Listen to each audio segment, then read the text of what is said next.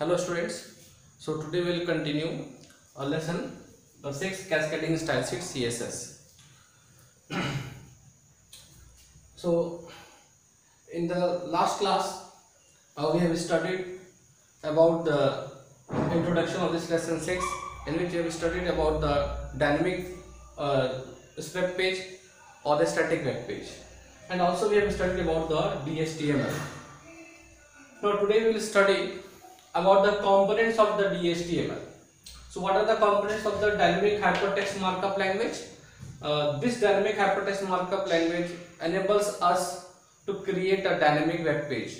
Dynamic web page means, which I have discussed in the last class, that we can update or we can change the content of the web page dynamically, means continuously you can change it.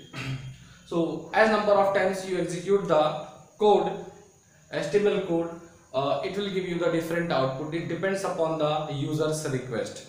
It depends upon the user's choice. Now the components of DHTML are the HTML. So what are needed to create the dynamic website? First, HTML language is needed, CSS, this DHTML, this all together makes a DHTML. HTML with CSS, scripting language, and the document object model. So these four things together makes a DHTML, dynamic hypertext markup language. So alone one language HTML cannot create a dynamic web page. So these four things is needed: HTML, CSS, scripting, and document object model. So one by one each component we will study. So see, what is the HTML? So HTML, this defines the basic structure of the web page. Means what are the components will be on the web page. There will be a paragraph, there will be any image, there will be any hyperlink, there will be there is the form on the web page, maybe some tables on the web page. So all the elements which you are using in the HTML, that are the structure of the web page, that defines the structure of the web page. Now cascading style sheet. See, this CSS are all the rules which controls the presentation of the content of the web page. Like in the HTML we are using the attributes with the body tag, like we are using the body background color is equals to green. So if you want to set the background color of the web page, that also you can do with the help of the CSS by writing the code in the CSS that are called the style sheet rules. This is the cascading style sheet, and this style sheet rules are written two ways. That is the inline style sheet, and there is the external style sheet rules or internal style sheet rule. Inline style sheet rule means like you are writing the attributes inside the HTML elements, like you are writing body bg color equals to orange. So that is called the inline, means in the same line you are writing the rules, and the inline style sheet rules has a highest priority in respect to the external or the internal style sheet rules. Now this is CSS. This CSS helps in defining and enhancing the page's appearance by controlling the formats of different HTML elements, that which I have discussed, the paragraph element, maybe the table element, maybe the form element, or maybe the frame set element. So all the different elements appearance is controlled with the CSS.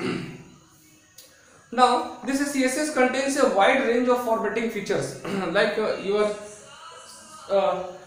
knowing that every element has its some attributes, and every attributes has its some values. Like in the font tag, font element uses the face attribute, size attribute, color attribute. So face attribute decides what will be the style of the text, and the size attributes decides what will be the size of the text on the web page, and color attribute decides what will be the color of the text. And there also you are using font align attribute, where will be the text placed, horizontally center, vertically center, align, we are using. Similarly, all the features in the CSS, you are going to get more features in comparison to the HTML. In comparison to the HTML, what attributes you are using, in CSS you are going to get a wide range of the attributes of the elements. So means it increases the features of the web pages. How it is increases? Because it provides the more attributes. Now with the help of the more attributes, we can control the format features of the web page. Very efficiently we can do that. Next is the scripting. So this is scripting language which is used in the DHTML, that is the JavaScript we are using. So this is the scripting language. Many scripting languages are there. One of them is the JavaScript. So that JavaScripting code is written to provide to change the content or to update the content of the web page dynamically. So this is the scripting language makes the DHTML dynamic. Without this scripting, we cannot make a dynamic website. Now this scripting code runs. Now after the output of the scripting code decides what are the content should be placed on the web page. So as an input, what it takes the input? It takes the input of the user ID who have who has sent the request to this web page, and according to his preferences, previously what he visited, previously what he purchased, or what is his age group, according to his information, this script code decides that what content should be placed on the web page. Now this scripting, this component of the DHTML makes a web page dynamic. Yes, which I have told you just now, that the scripting code only makes the web page dynamic. It provides a way to interpret the user's actions and accordingly brings changes to the web page. So what it depends upon the user's action, what the users send the request, according to that it will place the content on the web page. Example scripts can interpret the mouse actions. Script also while you are hovering your mouse over the text box area. So when the scripting code will identify that mouse is hovered over this text box area, so continuously this code will run and it will display the help tips, the tips for what you have to enter in the text box. Suppose there is the written user ID. In front of the user ID a text box is there, and you have hovered your mouse over here,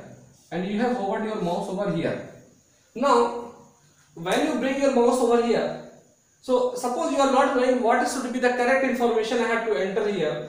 So when you hover your mouse over this text box area, helping tips will pop up here, and that helping tips will pop up and it will display a message. That a 4-character user ID or 5-character user ID. Suppose it is confined that you have your user ID is of 6 characters. So here it will get please enter 6 character. Please enter 6-character user ID. So this helping tips or pop-up menu which occurs on which event? On the event of hovering mouse over this text box area. So this event is captured, this event is analyzed by the scripting code, and according to this hovering input, it will display you the output, this pop-up message. Please enter the 6-character user ID. So that is the scripting. Now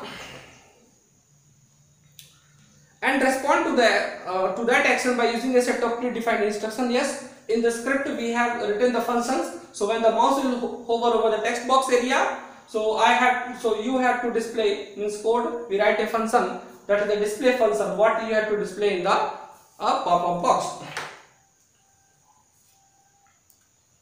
Now although the DHTML can communicate with several scripting languages, so there are several languages which is supported by the dynamic hypertext markup language, but here I have discussed one, that is the JavaScript.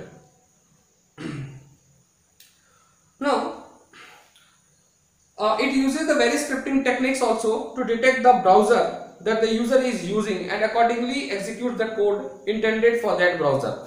So script also identify the browsers by which browsers users has sent the request.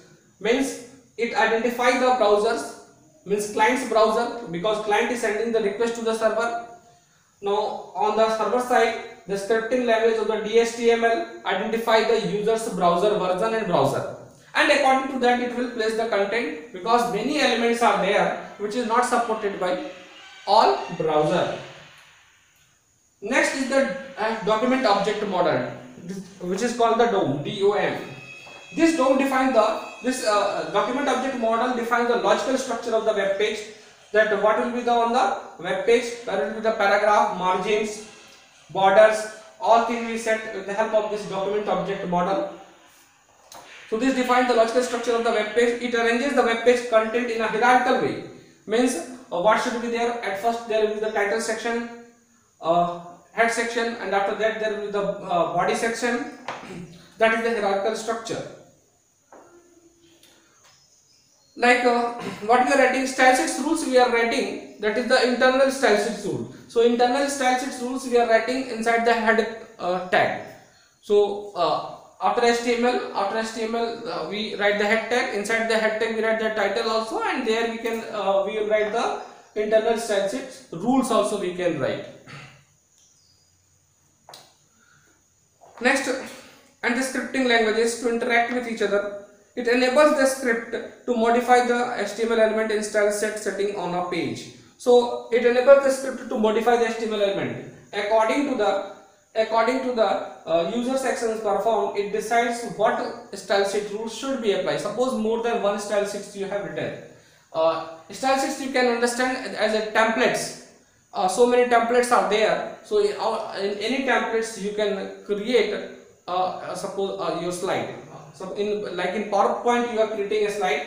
So the ready-made slide which you are getting means the background which you are getting, the design of the slide which you are getting, on which you are writing the content of the slide. So that is called the template. So similarly here, where your all the content should be placed.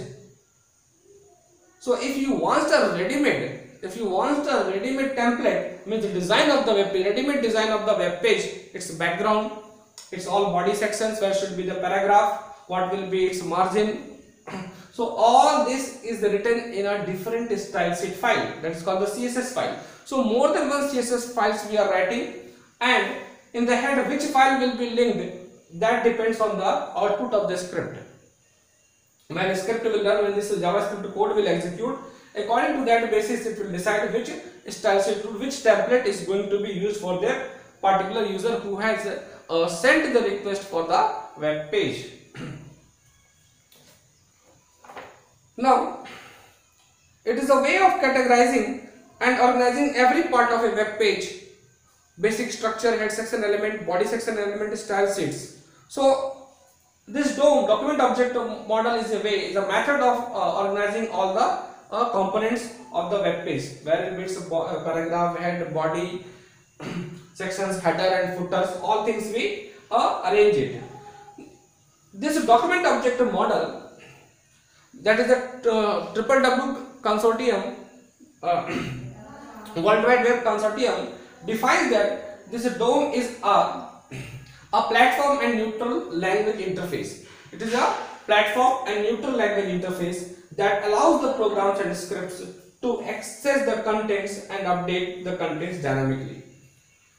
So it is a neutral language, means it supports all languages. Neutral language means it is not specified for a particular language, it is not dependent on a particular language. So many scripting languages supported by this DOM, document object model. So this platform is a platform of and a neutral language interface which helps the programs, which allows the programs and scripts, JavaScript code, to access the content and update the dynamically. So a script code can access the contents of the web page, and after that it can make the modification, make the changes in the content, that what should be placed on the web page.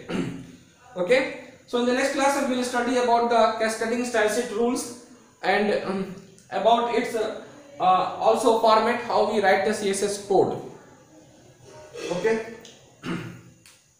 So this is all for the today, students. In the next class, we will study about the CSS and CSS rules and syntax. That is the CSS syntax and rules. So this is all for today. Thank you for your kind attention.